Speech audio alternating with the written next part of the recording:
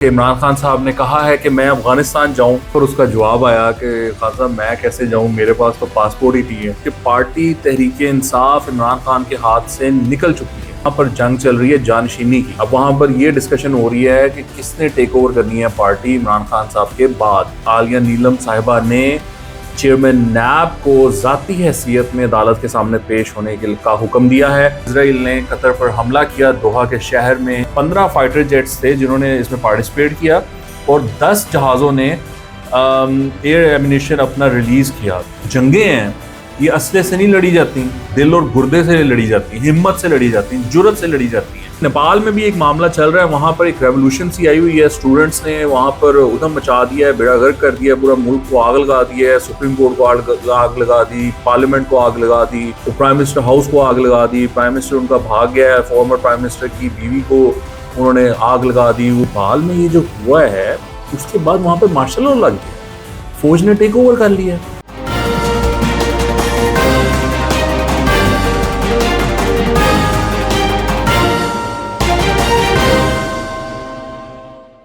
السلام علیکم، میرا نام ہے وقاص حبیب رانا، امید ہے سب ٹھیک ہوں گے، خیریت سے ہوں گے۔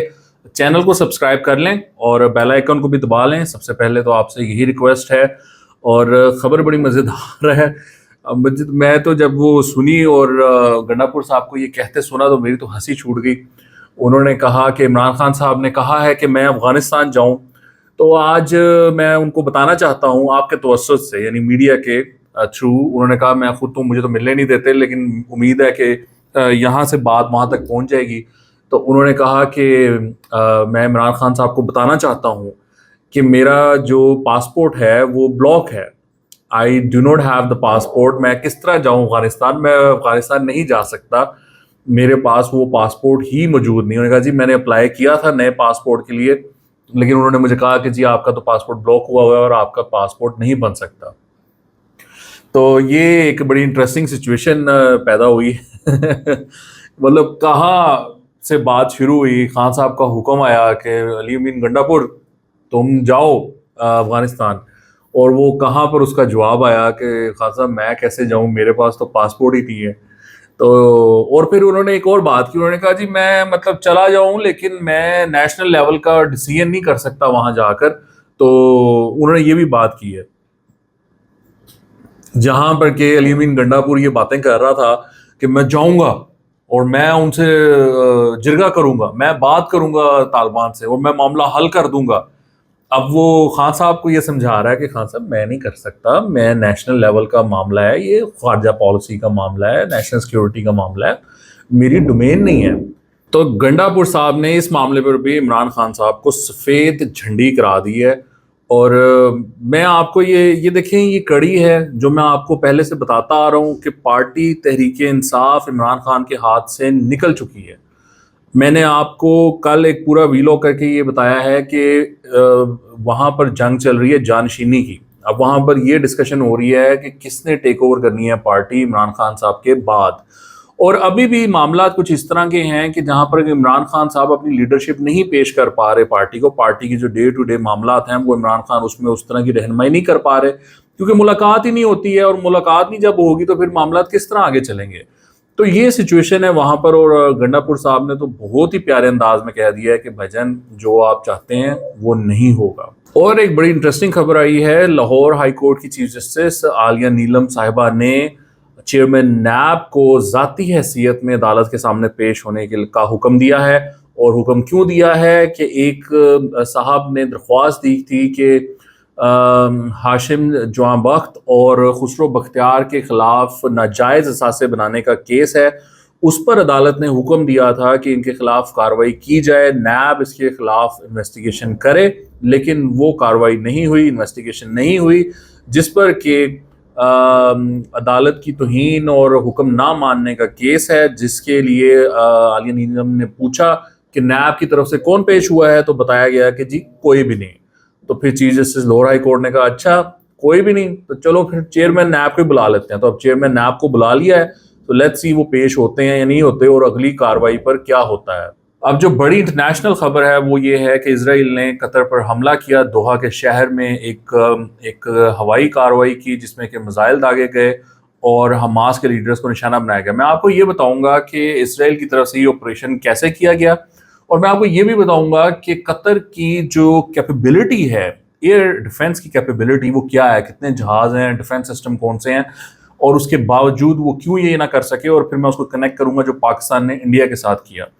تو سب سے پہلے میں آپ کو یہ بتاؤں کہ جو اسرائیل کے اس میں جہاز تھے وہ تقریباً 15 فائٹر جیٹس تھے جنہوں نے اس میں پارٹیسپیٹ کیا, اور 10 جہازوں نے ایئر ایمونیشن اپنا ریلیز کیا, اور صرف ایک ٹارگٹ پر, اور اس میں ایریل ری فیولنگ بھی کی گئی, اور تمام کے تمام جو پائلٹس ہیں اور جہاز ہیں وہ واپس اسرائیل میں لینڈ کیے. تو یہ تو ہی آپریشنل ڈیٹیل جس اسکواڈ نے یہ حملہ کیا, اور آپ کو پتا کچھ بیک اپ ہوتا ہے, اور ایمونیشن ریلیز کیا گیا. تو بہت ہی ایک سوئفٹ قسم کا آپریشن تھا, اور اپیرنٹلی قطر کو پتہ ہی نہیں چلا, اور ان کے ہاں یہ ہو گیا. اچھا, اب میں آپ کو بتاتا ہوں کہ آپ کے علم میں ہونا چاہیے, یہ میں آپ کو ایک کیس بلڈ کر رہا ہوں, میں آپ کو یہ سمجھاتا ہوں یہ معاملہ کیا ہے. تو قطر کی جو کیپیبلٹی ہے وہ کیا ہے. قطر کا جو ڈیفنس بجٹ ہے وہ تقریباً $15 بلین کا ہے, $15 بلین کے قریب ان کا ڈیفنس بجٹ ہے 2025 کا. اور ان کے پاس جو ایئر اکوپمنٹ ہے اس میں 36 رفیل, 24 ٹائفون, 37 F-15 اور 8 C-17, 4 C-130, 24 AH-64 ہیلی کاپٹرز, اور ویریس ٹرینرز ہیں لائک 24 PC-21, اور 6 کے قریب ان کے پاس بیراکٹر TB2 UAVs بھی ہیں. اور جو ایئر ڈیفنس سسٹم ہے اس میں پیٹریٹ PAC-3 یہ 11 سسٹم ہیں, اور نیسمز NASAMS-2 جو کہ 40 لانچرز ہیں. تھارڈ جو ہے THAAD جو امریکن سسٹم ہے وہ انہوں نے آرڈر کیا ہوا ہے. ریپیئر کے 18 ہیں, رولنڈ کے 9 ہیں, مین پیڈز لائک مسٹرال اور اسٹنگر وغیرہ بھی ان کے پاس موجود ہیں. اور یہ ذہن میں رکھیں کہ یہ پاکستان سے زیادہ ہے, یعنی جو 4.5 جنریشن ہے جہازوں کی وہ ان کے پاس زیادہ ہے, پاکستان کے پاس کم ہے. پاکستان کے پاس تو J-10 ہے نا, اور J-17 جو بلاک 3 ہے وہ 4.5 میں فال کرتا ہے, یعنی کہ اس میں ایڈوانسمنٹ کی گئی ہے J-17 میں, ورنہ تو J-10 ہی ہے نا ہمارے پاس, تو وہ بھی کوئی اتنے زیادہ نہیں ہے ہمارے پاس. ان کے پاس تو بہت زیادہ ہیں, ان کے پاس جو ایئر پاور ہے وہ بہت زبردست ہے. لیکن کیا ہوا, کچھ بھی نہیں ہوا. اسرائیل آیا, اس نے وہ مارا اور وہ چلے گئے, لینڈ کر کے, کوئی مسئلہ نہیں. اب آپ سوچیں کہ پاکستان کے ساتھ کیا ہوا تھا. وہ آئے, انہوں نے فائر کیے, اور پاکستان نے ان کے 6 سے 7 جہاز اسی ٹائم گرا دیے. پاکستان نے کہا ایسی کی تیسی تمہاری, تم ہم پہ حملہ کرو, ہم تمہاری ایسی کی تیسی پھیر دیں گے. ہم نے کر دیا. اس کے بعد کیا ہوا, اس کے بعد انڈیا تڑپتا رہا. یعنی کہ انڈین کے جو ڈیفنس منسٹر ہے وہ ریکارڈ پہ ہے کہ انہوں نے اس حملے کے بعد جو پاکستان پہ ان لوگوں نے کیا تھا, DGMO کی ہاٹ لائن کو ایکٹیویٹ کیا, اور وہاں پر DGMO کو سیز فائر آفر کیا, اور پاکستانی DGMO نے کہا کہ آپ نے جو کرنا تھا وہ کر لیا, اب ہم کریں گے, آپ انتظار کریں. یہ میسج DGMO نے فوراً دیا. یہ نہیں کہ اچھا جی میں پوچھ کے بتاتا ہوں, فوراً. اور یہ دشمن کہہ رہا ہے, یہ میں نہیں کہہ رہا. انڈیا کا ڈیفنس منسٹر یہ بتاتا ہے کہ ان کی طرف سے یہ جواب آیا تھا. اور یہ ذہن میں رکھیں کہ پاکستان کا ٹوٹل جو بجٹ ہے ڈیفنس بجٹ وہ قطر سے بھی کم ہے, اور انڈیا سے تو مطلب وہ 8-9 گنا کم تھا. ٹھیک ہے, تو میرا مقصد یہ ہے بات کرنے کا, یہ ہے کہ آپ سمجھیں کہ یہ جو جنگیں ہیں یہ اسلحے سے نہیں لڑی جاتی, یہ جس کو کہتے ہیں نا دل اور گردے سے لڑی جاتی ہیں, ہمت سے لڑی جاتی ہیں, جرت سے لڑی جاتی ہیں. آپ نے ریسنٹلی دیکھا ہے کہ کس طرح جو بنو کا FC کا ہیڈ کوارٹر تھا اس میں جو اٹیک ہوا ہے اس میں میجر عدنان شہید ہوئے ہیں. وہ میجر سعد اور میجر عدنان نے جو وہاں پر کارنامہ سر انجام دیا ہے, کس طرح انہوں نے ایک دوسرے کو پروٹیکٹ کیا ہے, اس کی مثال نہیں ملتی. یہ ایسے ہمت والے لوگ ہیں, ایسی جرت والی لوگ ہیں, اس سے جنگیں لڑی جاتی ہیں. ہمارا آرمی چیف وہ ایک نڈر انسان ہے, وہ اللہ تعالیٰ بھی یقین رکھنے والا انسان ہے. ہمارا پرائم منسٹر, چونکہ وہ بات چیت ہوئی نا ان کی, جہاں پر کہ آرمی چیف نے بتایا پرائم منسٹر کو کہ انہوں نے ہماری نور خان پر اٹیک کر دیا ہے, تو پرائم منسٹر نے کہا کہ کتنے چانسز ہیں آپ کے اٹیک کے بعد یہ جنگ بڑھنے کے, تو انہوں نے کہا 50-50. تو پرائم منسٹر نے اگلی بات یہ کی کہ آپ بسم اللہ کریں, اللہ آپ کے ساتھ ہے. بس اتنی سی بات, یہ کوئی نہیں وہ اچھا دیکھیں گے میٹنگ نہ بلا لیں, کیبنٹ آ جائے, یہ وہ نو. تو prime minister said let's go, army chief کو پہلے ہی وہ تیار تھے, انہوں نے جا کر اٹیک کیا, اس کے بعد پھر 10 کی صبح فجر کے بعد پھر انڈیا کی چون نہیں نکلی, جس کو کہتے ہیں نا چون نہیں نکلنا, آواز نہیں نکلی, ان کی آواز نہیں انہوں نے نکلنے دی پاکستان آرمی نے. یعنی کہ ان کا ایک جہاز ہوا میں نہیں تھا, سارے جہاز گراؤنڈڈ تھے, اور پاکستان کے ڈرونز جو تھے وہ دلی کے اوپر تھے. وہ پاکستان آرمی نے ان کو میسج دیا ہے کہ ہم آپ کے کیپٹل کے اوپر پھر رہے ہیں اور آپ کچھ بھی نہیں کر سکتے, کیونکہ پاکستان نے ان کا جو ایئر ڈیفنس سسٹم تھا S-400 وہ تباہ کر دیا تھا.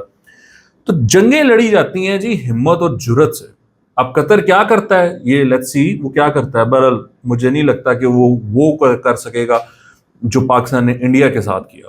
اور آپ کو معلوم ہے کہ نیپال میں بھی ایک معاملہ چل رہا ہے, وہاں پر ایک ریولوشن سی آئی ہوئی ہے, اسٹوڈنٹس نے وہاں پر ادھم مچا دیا ہے, بیڑا غرق کر دیا ہے, پورا ملک کو آگ لگا دی ہے, سپریم کورٹ کو آگ لگا دی, پارلیمنٹ کو آگ لگا دی, پرائم منسٹر ہاؤس کو آگ لگا دی. پرائم منسٹر ان کا بھاگ گیا ہے, فارمر پرائم منسٹر کی بیوی کو انہوں نے آگ لگا دی. وہ ان کا جو فائنانس منسٹر تھا وہ نہر میں بھاگ رہا ہے ننگا, اس کو ڈنڈے مار رہے ہیں, انہوں نے اس کو مار دیا. مطلب جو ان کی حال لگا انہوں نے بندے مار دیے.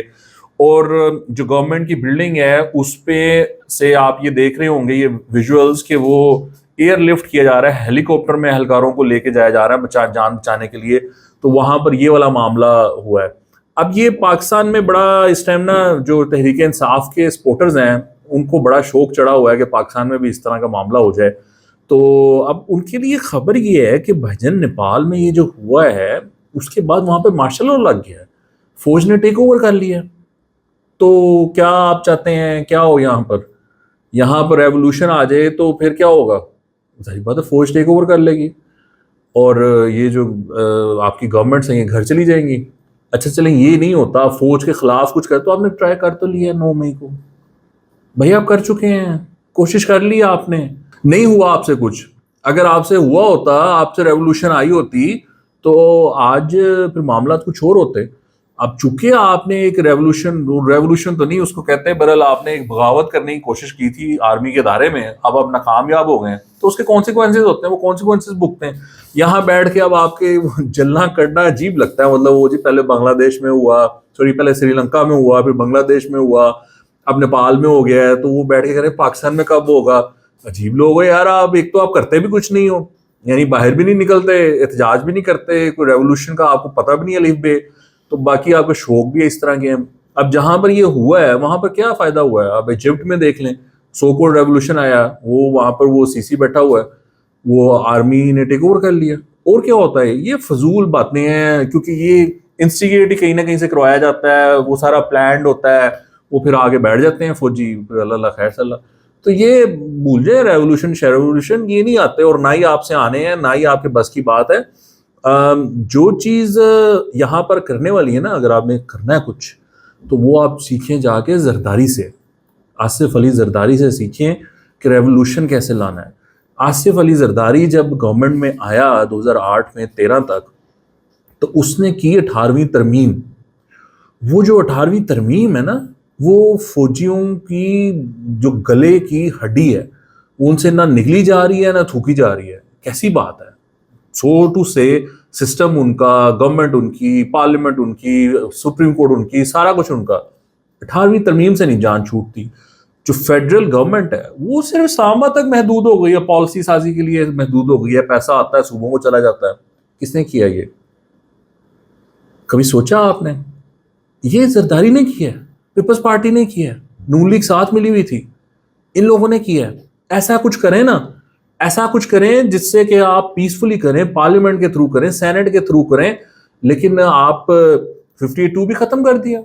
اب آپ کا کوئی صدر پارلیمنٹ نہیں ختم کر سکتا, کوئی صدر آپ کا حکومت نہیں ختم کر سکتا. کس نے کیا بھائی؟ یہ جمہوریت کو مضبوط کیا پیپلز پارٹی نے. آپ بھی کریں. آپ کا ایک شوق ہے کہ جی ہماری بات کرا دیں آرمی چیف سے, آرمی چیف کو ہم کہیں کہ ان کو اٹھائیں اور ہمیں لے آئیں, بس یہ آپ کی ساری کی ساری سیاست ہے. اتنی سی سیاست ہے آپ کی. تو ریولوشن کے خواب دیکھتے ہیں آپ, چھوڑے ریولوشن کے خواب.